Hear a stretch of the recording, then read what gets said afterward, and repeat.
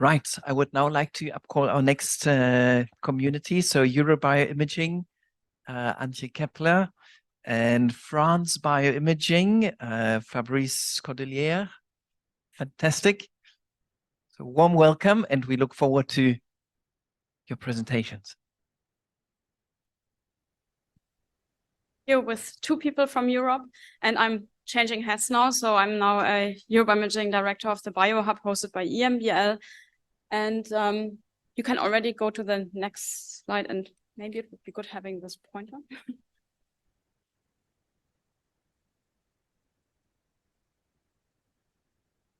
Thanks a lot. So I try to be snappy because we have two presentations in the same amount of time. Eurobioimaging is the European research infrastructure for biological and medical imaging. And just for you to understand, infrastructure means we provide access to all users coming through one entry point. So they don't have to contact the individual facilities if they want to use the capabilities of Eurobioimaging. But we have the Eurobioimaging website where any researcher on this planet can apply for access, and then they find the world of Eurobioimaging, which is 173 individual imaging facilities distributed across Europe, offering access to 105 different technologies, covering the full range of resolution, going from individual molecules to cells, to small animals, large animals, plant imaging, and human imaging. Just for a moment, going back here, so that you understand that Eurobioimaging is owned by 16 European countries. So at the level of the countries, they're coming together to take all the decisions on what's happening in Eurobioimaging and for providing the budget. It took more than a decade to set this up, and this was coordinated by Jan Elmbrecht, who's also here with us at the meeting.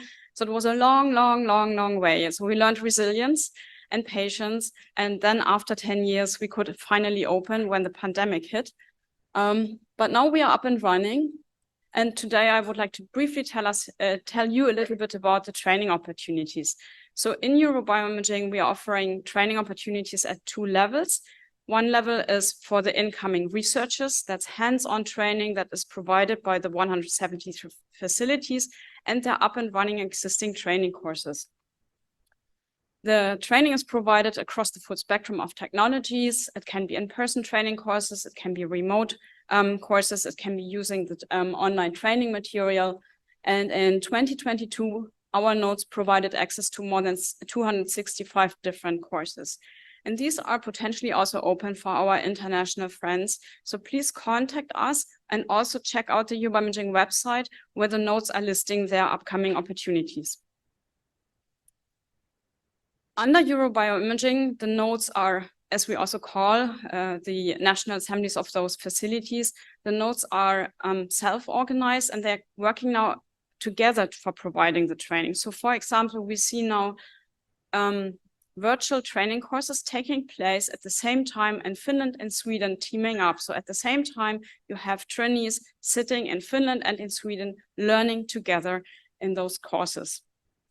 You also have training courses that go on the road, like Danish Bioimaging did this, and you can see how much a community effort can achieve to also change training and make it much more impactful. So this has been the part on what Eurobioimaging is providing to the researchers, but we are also providing opportunities for the people working at the Eurobioimaging nodes, so the facility staff. An important exercise here is because we are also distributed across Europe and cannot travel every day, despite not needing visa. We have expert groups where we see a very fruitful and lively exchange on the technology areas, but we also have expert groups, for example, on image data, on communications, on remote access, on ethics and imaging. And during the ABIC meeting, I already invited several of you to join, for example, our expert group for communications to learn which tools are out there and how to optimally use them to increase your outreach and dissemination. So although these expert groups are mainly meant for staff working at Eurobioimaging nodes, we call them on purpose Eurobioimaging nodes and friends. Every Friday at 1 p.m. Central European time, we have the Eurobioimaging Virtual Pub. This started as an activity during the Corona pandemic. It was first meant as a place to meet and greet, but it has now turned into a regular webinar series taking place every Friday. And I know that several of you have already been speakers in the series. It's open to anyone. Please join us. Use the QR code here or reach out to me to learn more about it. And last but not least, you might think that we are swimming and funding and we can do all the kind of training we want. It's the opposite. We didn't have any funding for staff training until August this year when we got a EU grant. And now we are in the position from next spring on to offer training to the people working at the Yoba Imaging nodes. This will be again focusing on technical skills as well as soft skills. But we will, to better understand what is needed and expected from us, we will first run a survey across all our Yoba Imaging nodes. And then based on this information, build training curricula, offer in-person training courses, and hopefully also summer school. Last but not least, the ambassador program has been mentioned before. This was kickstarted 2 weeks ago by the Yoba Imaging team. So we are currently inviting applications for Yoba Imaging ambassadors. We already received quite enthusiastic applications, I would say. And tomorrow, my colleague Beatrice Solano from the team will chair the breakout group together with Mai, I believe, to invite you all to join us and learn more about the ambassador program. And with this, I hand over to France Bioimaging, one pillar in Yoba Imaging. Thank you. Hi, everyone. So the thing that I will be presenting here is one of the mission of our French infrastructure. So France Bioimaging, that is, of course, the French node of Euro Bioimaging. Okay, so I'm about to tap dance at so as you may have heard, so France Bioimaging is composed of 9 nodes located all over France. We have 5 strategical missions. Okay, we've got 5 strategical missions, amongst which we've got the training. So we are quite lucky in France because we've got a lot of ways to do trainings. We have organized a lot of training, but now the problem is we've got material, training material. And so, of course, we are confronted to the same problem as all of you are confronted to, which is, okay, fine, I've got plenty of material, but what do I do with it? And before answering this question, the thing we have decided to look at is what is the smallest unit that we share amongst us. And the smallest unit we share amongst us is not the full PowerPoint. It's not the full video that you've been generating. It's not the chapter book that you've been generating. It's a bite-size elements like few slides, few sequences, just a paragraph. And this is why we've been putting some efforts to see how we can group this and make it available to everyone. Basically, we've been trying to think about what a content management system could be in order to find, access, interoperate, and reuse this training material. So it took us some time to tackle 2 challenges. The first one is if you want to share this training material, you've got to have appropriate storage for it. And the second challenge is once you have small boxes, you must put stickers on those boxes and find your way through all the storage blocks that you've been generating.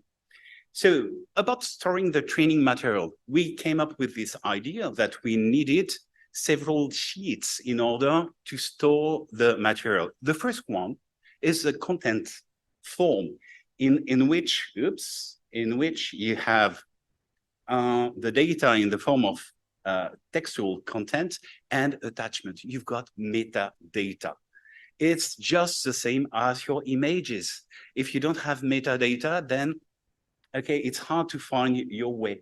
And amongst the metadata, there is this authorship and DOI, so that the contributors can be acknowledged and they can track all what they've been doing and the reuse of their material. And associated to that, we've got 3 subsheets, because what is a simple textual content associated to slides if you don't have ways to exercise, to apply what you've been learning, if you don't have something to evaluate how all the knowledges have been acquired.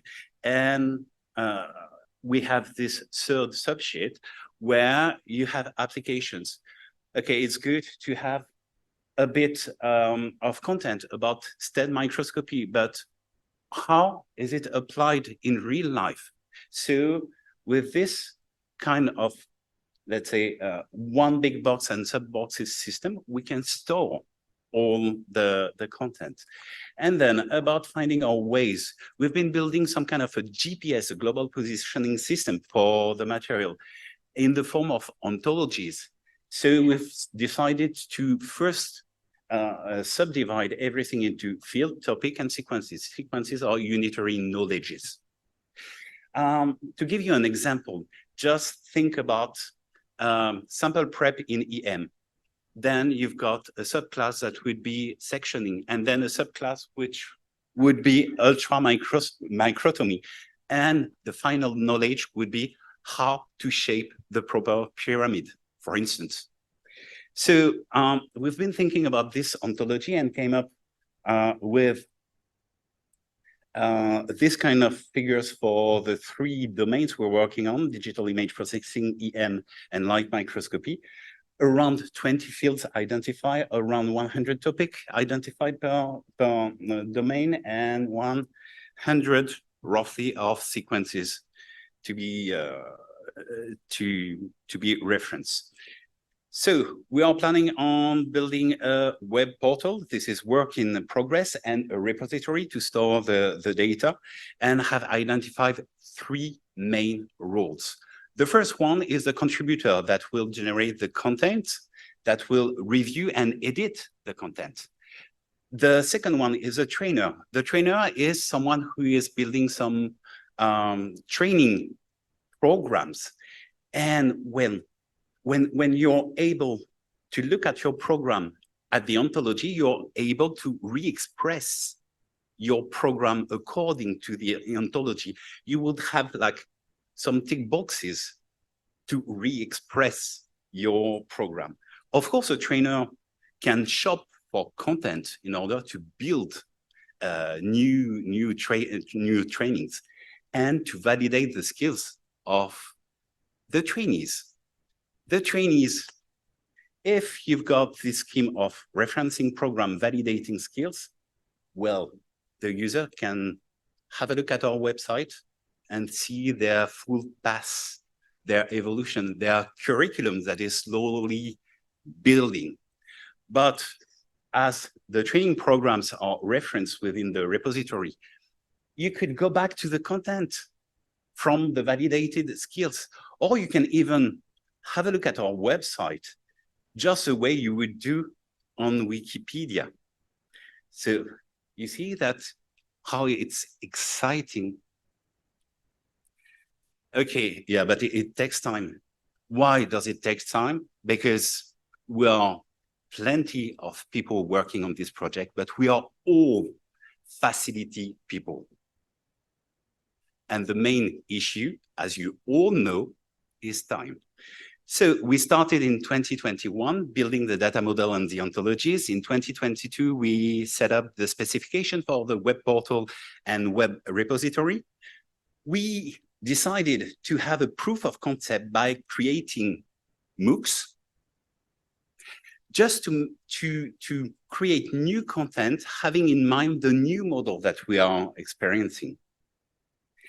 And so that this year, and we will continue next year, we are producing content. So I must say that the MOOCs we are producing one about use of free softwares for AI. We are producing one about the basics about ImageJ/Fiji, another one about ultra microtomy, a last one about confocal microscopy. So we are producing this content. We are planning on releasing the MOOCs by the end of next year, pushing the content to the web portal and checking that everything is okay and everything is adapted for digital image processing, EM and LM. As I was telling you, our strength is the number of my colleagues and friends who are involved in there. So we are roughly 25 plus people working on this project, and at all scale.